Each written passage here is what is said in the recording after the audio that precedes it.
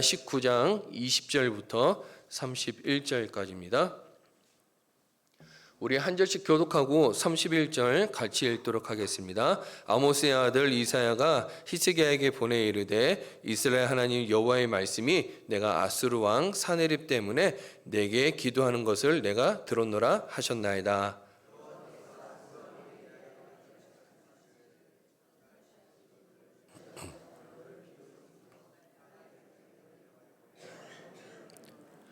내가 누구를 꾸짖었으며 비방하였느냐? 누구를 향하여 소리를 높였으며 눈을 높이 떴느냐? 이스라엘의 거룩한 자에게 그리하였도다.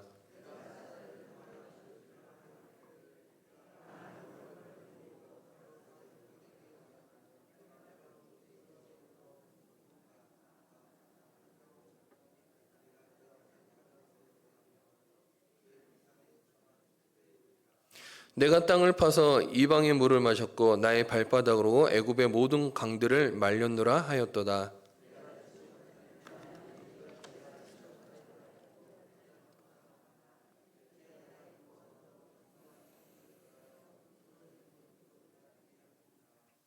그러므로 거기에 거주하는 백성의 힘이 약하여 두려워하며 놀랐나니 그들은 들의 채소와 푸른 풀과 지붕의 잡초와 자라기 전에 시든 곡초와 같이 되었느니라.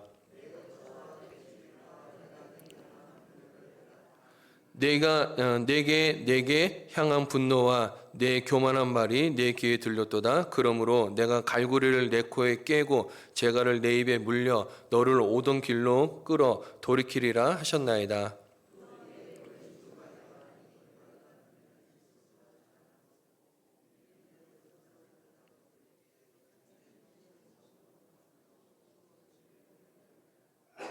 유다 족속 중에서 피하고 남은 자는 다시 아래로 뿌리를 내리고 위로 열매를 맺을지라. 남은 자는 예루살렘에서부터 나올 것이요 피하는 자는 시온산에서부터 나오리니 여호와의 열심히 이 일을 이루리라 하셨나이다 하니라. 아멘. 저는 오늘 여러분들과 벼랑 끝에서 도우시는 하나님이라는 제목으로 말씀을 나눠보도록 하겠습니다. 오늘 첫 번째 시간이고요. 히스기야 편입니다. 우리가 인생을 살아가다 보면은 예상치 못한 위기들이 참 많이 닥치게 됩니다.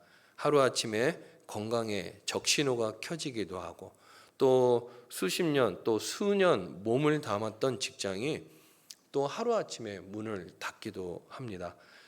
또 가정 안에는 또 국가나 세계적으로 도무지 내 힘과 경험으로는 감당할 수 없는 막다른 길을 만날 때가 있죠. 그때 내 실력, 내 재정, 내 인맥을 다 동원해 보아도 답이 보이지 않을 때가 있습니다. 그때 우리가 마음속으로 이런 말들을 하게 됩니다. 이제 내 인생은 여기서 끝이구나. 이 절망하는 말들을 하게 되죠. 오늘 본문 이스라엘 백성들이 그랬습니다. 오늘 본문에 등장하는 유다 왕국과 히스기야 왕이 이 벼랑 끝에, 절벽 끝에 서 있었던 것이죠. 당시 세계 최대 강대국이었던 이 아수르의 사네립 왕은요, 주변 강대국을 하나 둘씩 이제 차례로 무너뜨리고 마침내 유다의 예루살렘까지 겹겹이 포위하고 지금 예루살렘이 무너지기만을 기다리고 있습니다. 근데 이 아수르의 이 랍사게라는 장군이 이 유다의 말로 이스라엘 백성들을 이렇게 조롱하고 협박을 쏟아내는 것입니다. 자, 이사야서 36장 13절에서 15절 말씀입니다. 자, 우리 다 같이 한번 읽어보도록 하겠습니다. 시작. 이에 랍사게가 일어서서 유다 방언으로 크게 외쳐 이르되 너희는 대왕 아수르 왕의 말씀을 들으라. 왕의 말씀에 너희는 히스기야에게 미혹되지 말라. 그가 능히 너희를 건지지 못할 것이니라. 히스기야가 너희에게 여호와를 신뢰하게 하려는 것을 따르지 말라. 그가 말하기를 여호와께서 반드시 우리를 건지시리니 이 성이 아수르 왕의 손에 넘어가지 아니하리라 할지라도. 무슨 말입니까? 히스기야는 지금 이스라엘 백성들을 독려하고 도전을 주고 있죠. 하나님이 하실 거라고. 근데 랍사게가 이렇게 얘기하는 거야. 히스기야 말에 속지 말라라는 거야. 하나님이 너희를 건진다는 말 다 거짓말이다라는 거야. 우리 말발굽발에 짓밟히지 않은 나라와 신이 어디 있더냐. 지금 돈과 무기와 권력의 최고인 시대인데 순순히 항복하고 나오라고 지금 랍사게가 유다 말로 이스라엘 언어로 외치고 있는 것이죠. 이 랍사게의 외침은 우리가 위기를 당할 때 마음속에 파고드는 사탄의 속삭임과 똑같습니다. 내 인생은 끝났어. 기도한다고 무슨 일이 일어나겠어? 이제 포기해. 여러분, 이런 마음이 들릴 때 우리는 어떻게 해야 될까요? 오늘 열왕기하를 읽고 있는 1차 독자들도 똑같은 상황이었습니다. 자, 우리들은 1차 독자들이 아닙니다.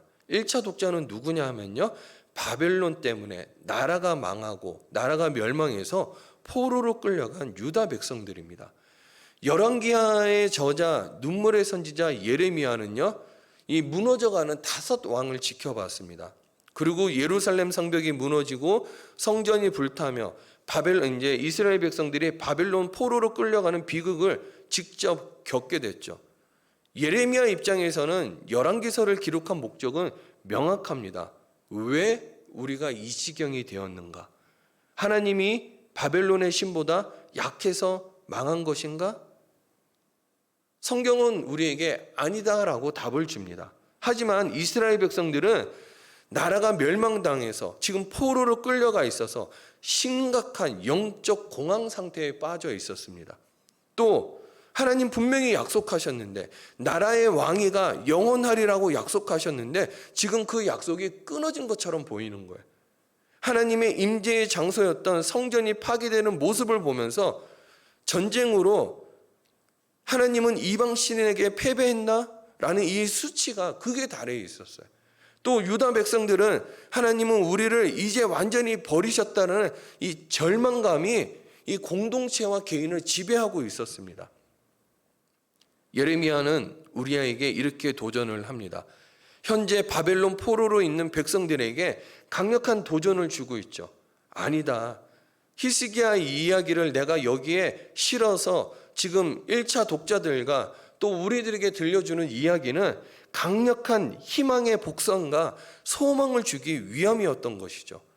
아수르라는 거대한 제국 앞에서도 히스기야가 기도했을 때 여호와의 열심히 유다를 구원했을 것처럼 지금 포로로 있는 너희들도 내가 구원하겠다. 그러니 제발 희망을 잃지 말고 소망을 품어라 라고 성경은 오늘 우리에게 외치고 있는 것이죠. 뭐라고요?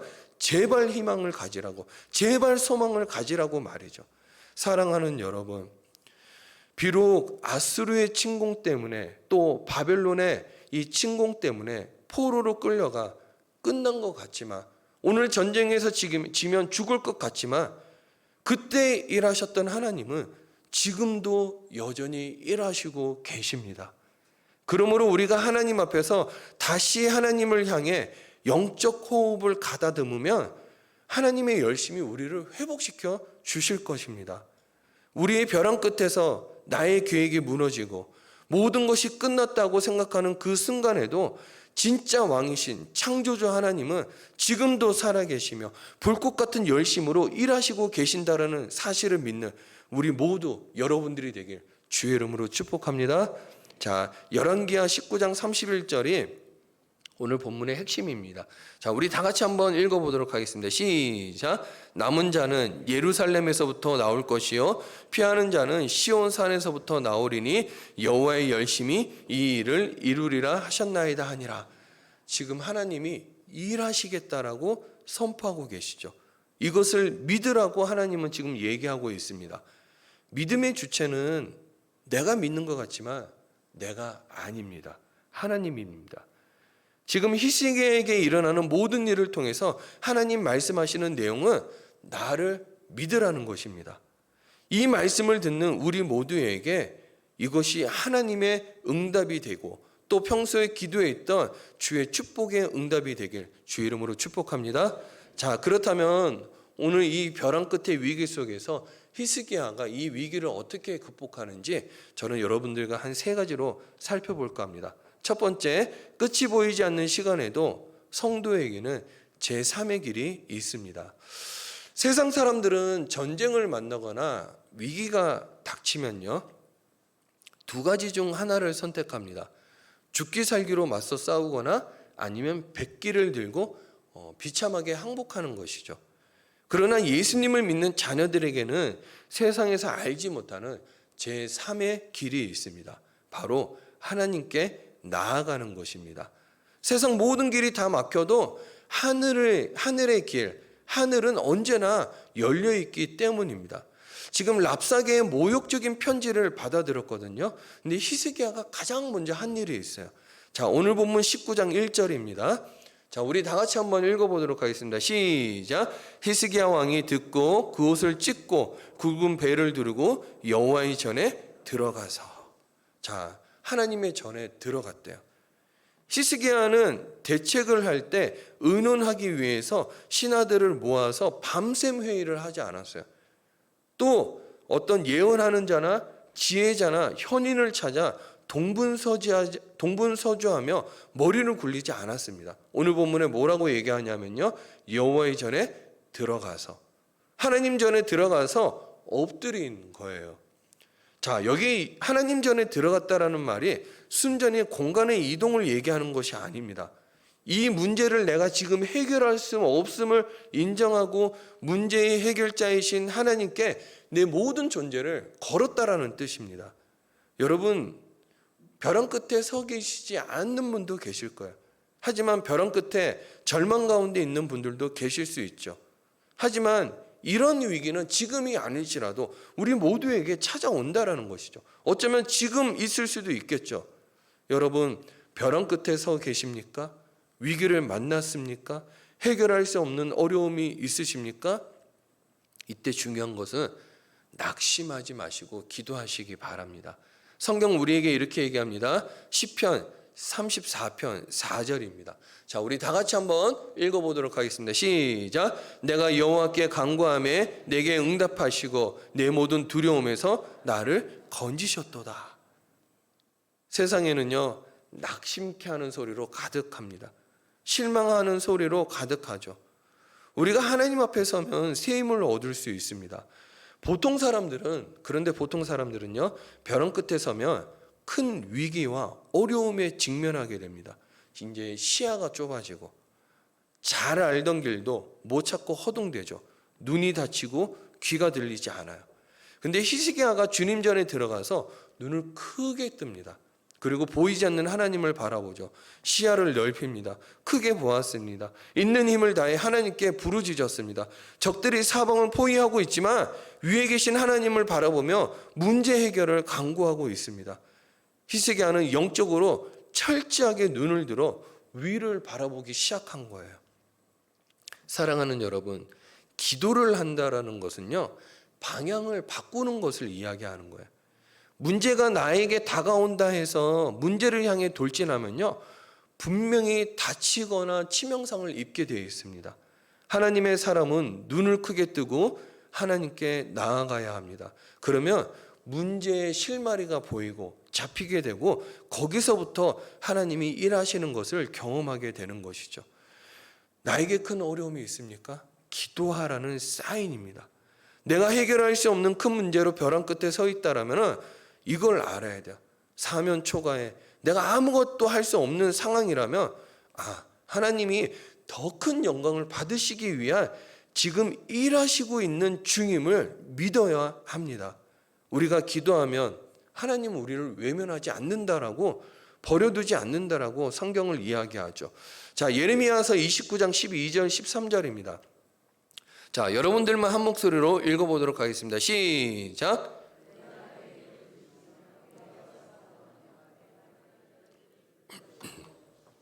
너희가 온 마음으로 나를 구하면 나를 찾을 것이요 나를 만나리라. 여러분, 내 사정이 있죠. 아픔이 있죠. 내 억울함이 있습니다. 내 부족함이 있습니다. 그대로 하나님께 올려드리는 거예요. 그러면 하나님이 그 기도를 딱 받으시는 순간 이제는 내 문제가 아닌 거예요. 하나님 문제인 것입니다. 여러분, 기도는 종교적인 의무나 무거운 사역이 아니라는 거예요. 하나님 자녀에게만 주신 최고의 특권입니다. 특권을 쓰지 않는 것은 손해죠. 저는 여러분들에게 이렇게 도전하고 축복하고 싶어요. 100번의 탄식보다 한 번의 기도가 우리의 운명을 바꾸듯 끝처럼 보이지 않는 순간에도 하나님을 찾는 기도의 방법이 남아있음을 믿고 하나님을 신뢰하는 여러분들이 되길 주의 이름으로 축복합니다. 자, 두 번째로는요, 기도를 통해 영적인 호흡을 정돈하고 이제 시선을 고정해야 돼요. 사람이 너무 흥분하거나 화가 나면요, 극심한 불안과 당황스러움에 압도되면 이 기가 막힌다 그러죠. 이 기는 어디냐면 요 뒷골을 얘기하는 거예요. 이제 숨이 막히는 거. 거기 이제 숨골이 있는데 거기 숨이 막히는 거죠. 호흡이 가빠지면서 이성을 잃게 됩니다. 그러면 성급한 결정을 내리거나 섣부른 판단을 하여 인생을 그르치게 되죠. 오늘 아수르의 대군이 쳐들어왔어요. 18만 5천 명입니다. 오늘 히스기야 심정이 그랬어요. 자신의 상태를 어떻게 표현하냐면요, 자, 열왕기하 19장 3절입니다. 자, 우리 다 같이 한번 읽어보도록 하겠습니다. 시작. 그들이 이사야에게 이르되 히스기야의 말씀이 오늘은 환난과 징벌과 모욕의 날이라 아이를 낳을 때 되었으나 해산할 힘이 없도다. 지금 아기를 낳아야 되는데 힘이 없는 산모를 비유하고 있어요. 자기 자신을. 그만큼 영적으로 육체적으로 숨이 가쁜 이제 절박한 심정이었다라는 것이거든요. 근데 왜 히스기야는 하필이면은 힘이 없는 산모의 자기 자신을 비유했을까요? 자기 자신을 보니 아수르의 18만 5천의 군대를 방어하고 전쟁하고 무찔러야 되는데 무능해 보이는 거예요. 비참해 보이는 거예요. 히스기야는 그래서 두려웠습니다. 안정이 되지 않았어요. 여러분, 공포 영화나 악당 영화나 이 쥐라기 공원의 공룡 영화 같은 거 보면요, 나를 죽이려는 사람이 장애물 뒤에 와 있을 때 주인공의 모습을 본 적이 있으십니까, 여러분? 깊은 또 가쁜 숨을 몰아쉬면서 안정을 하지 못하고 눈이 커져가지고 눈이 튀어나올 것 같아. 여러분, 곧 죽는다면 이런 위기 앞에 두렵지 않을 사람이 어디 있겠습니까? 여러분, 기도가 주는 가장 위대한 능력이 무엇입니까? 우리의 가빠진 또 숨찬 영적 호흡을 차분하게 해준다라는 거예요. 히스기야는 하나님 앞에 엎드려 기도하기 시작했을 때 들숨과 날숨이 정돈되기 시작했어요. 세상의 복잡한 정보와 이 사탄의 위협적인 소리로 가득했던 마음이 차분해지기 시작하는 거예요. 호흡이 정돈되자 비로소 봐야 할 것이 보이기 시작하는 거예요. 성벽 너머에 18만 5천의 군대가 아니라 그 뒤에 온 우주를 통치하시고 주관하시는 하나님이 보이기 시작한 거예요. 세상이 주는 소리에 귀를 닫았습니다. 그리고 하나님의 음성에 시선을 고정하게 된 거죠. 그리고 히스기야는 정신을 차리고 이렇게 행동해요. 자, 오늘 보면 열왕기하 19장 14절과 15절 초반부를 한번 보도록 하겠습니다. 우리 다 같이 한번 읽어봅니다. 시작. 히스기야가 사자라의 손에서 편지를 받아보고 여호와의 상전에 올라가서 히스기야가 그 편지를 여호와 앞에 펴놓고 그 앞에서 히스기야가 뭐라고요? 기도하여 이르되, 정신을 차리고 호흡을 가다듬고 하나님 앞에 사소한 문제 하나하나 다 아뢰기 시작한 거예요. 정신을 못 차릴 때는 이렇게 기도할 틈이 없었어요. 근데 정신을 차리고 나니까, 정신이 돌아오고 나니까 이렇게 기도해야 되겠다 생각이 든 거예요. 자, 근데 히스기야가요, 이뿐만이 아닙니다. 이사야서 38장에 보면은 질병으로 인생의 끝을 경험하게 될 때가 있었어요. 그때도 기도하거든요. 이렇게 기도합니다. 자, 이사야서 38장 1절과 2절입니다. 우리 다 같이 한번 읽어보겠습니다. 시작. 그때 히스기야가 병들어 죽게 되니 아모스의 아들 선지자 이사야가 나아가 그에게 이르되, 여호와께서 이같이 말씀하시기를 너는 내 집에 유언하라. 내가 죽고 살지 못하리라 하셨나이다 하니 히스기야가 얼굴을 벽으로 향하여 여호와께 기도하여. 자, 이때 벽을 봤다는 뜻이 무슨 뜻일까요? 다른 거 보지 않겠다라는 거예요. 눈 돌리지 않겠다라는 거예요. 하나님만 보겠다라는 뜻입니다. 기도의 능력은 우리의 호흡을 정돈시키고요, 우리의 눈과 마음을 달라지게 하는 거예요. 여러분, 기도 왜 하십니까? 기도는 해야 되는 것이죠. 특권이니까. 근데 기도를 하면요, 봐야 할 것이 보이게 됩니다. 기도하면 잡아야 할 것을 잡게 하는 힘이 생기는 거예요. 오늘 우리의 상황은 어떻습니까? 내게 주어진 상황과 형편이 주는 답들이 있을 거예요, 여러분. 그때 그 답들로 내 마음을 무너뜨리지 않고 나는 오직 병을 향한다는 게 뭐냐 하면 누구만 바라본다는 것일까요?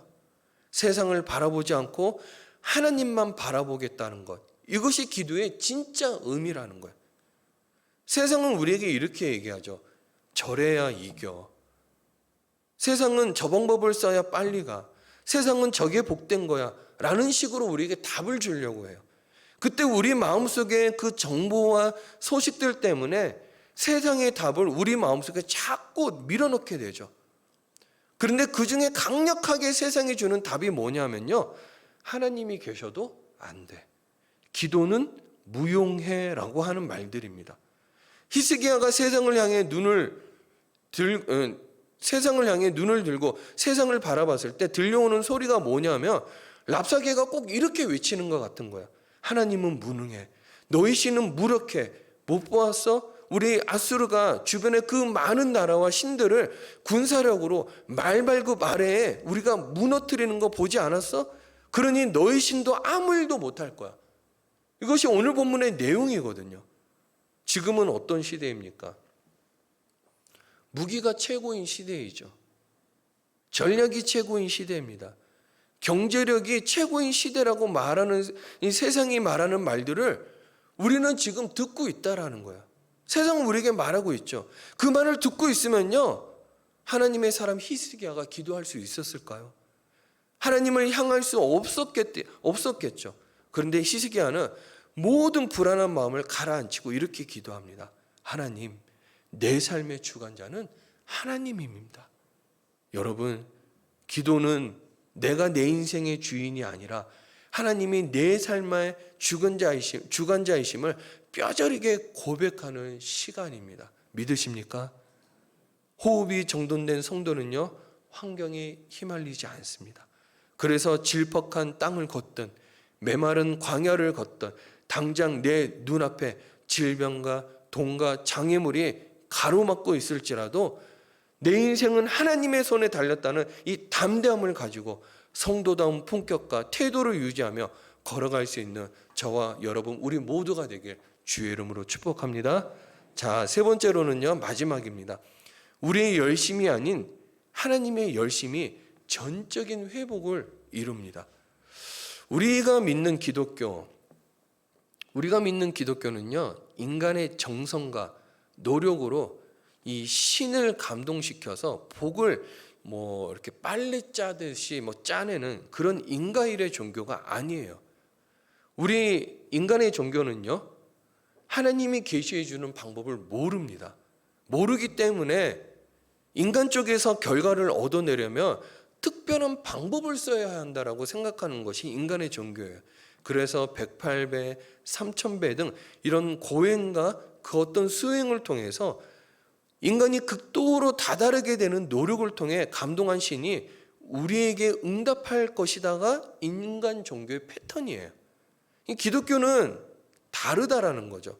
기독교는 그게 아니라는 거예요. 그럼 여기서 오해할 수 있는 게 한 가지가 있어요. 우리가 믿음의 걸음을 걸어가는 우리들에게 우리의 노력이나 우리의 행함이 필요 없다는 말인가? 아니요, 그거는.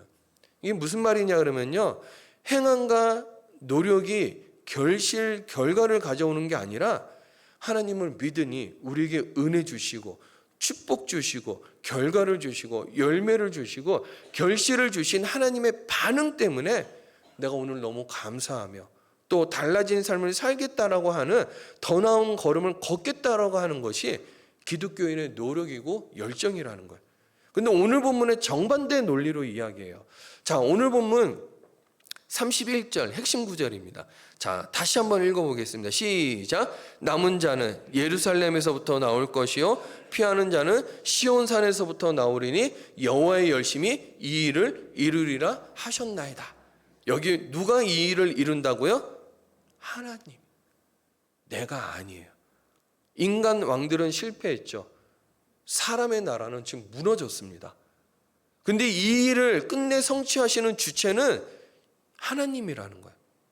히스기야가 영적인 호흡을 가다듬고 기도했을 때 하나님 이 기도를 들으신 거예요. 그리고 즉각적으로 응답을 준비하셨어요. 자, 우리가 오늘 읽은 본문에는 두 가지만 나옵니다. 원래는 세 가지예요. 자, 이 두 가지를 한번 보도록 하겠습니다. 어떤 기적이 일어나는지. 첫 번째 기적. 하나님의 열심히 이룰 기적은 대적을 물리쳐 주신다라는 거예요. 유다 백성들은 오늘 본문에 손 하나 까딱거리지 않았어요. 근데 칼 한 번 휘두르지 않았죠. 그날 밤에 여호와의 사자가 나타나서 진중의 군사, 아수르의 군사 18만 5천 명을 치셨어요. 아침에 일찍 나가서 보니까 아수르 군사들이 모두 송장이 되어 있는 거예요. 자, 오늘 본문 35절 우리 다 같이 한번 읽어봅니다. 시작. 이 밤에 여호와의 사자가 나와서 아수르 진영에서 군사 18만 5천 명을 친지라 아침에 일찍 일어나 보니 다 송장이 되었더라. 자, 이것을 본 사네립 왕 어떤 마음이 들었을까요? 기절을 한 거죠. 한마디로 얘기하면. 그리고 고국으로 도망을 칩니다. 근데 고국에서 자신의 아들들이 이 일을 문제 삼은 거예요. 그리고 아버지를 살해합니다.